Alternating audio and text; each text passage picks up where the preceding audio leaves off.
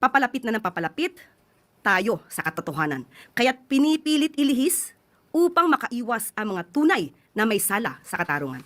Pero ano po yung plano natin ngayon para mapauwi siya dito sa Pilipinas? Ito po ay nasa kamay na rin po sa ating pagkakaalam ay may pending na po mga complaints na naisampa sa kanya at sana po ay mapabilis na rin po ng ombudsman. Pero mga kabatas natin, I'll tell you this, ayaw pa rin nilang pauwiin yan.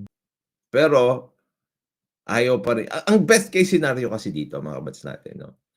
Ang best case scenario dito, okay, huwag talagang magsalita si Zaldico. Pero pag umuwi si Zaldico, voluntarily, hindi siya pwedeng gipitin. Pwede siyang magsalita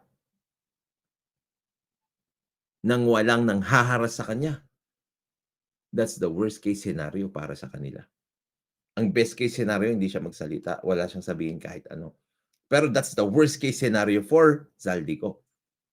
Kasi si Zaldico lang talaga ang ididiin at ididiin nila na may kasalanan ng lahat. Because of propaganda.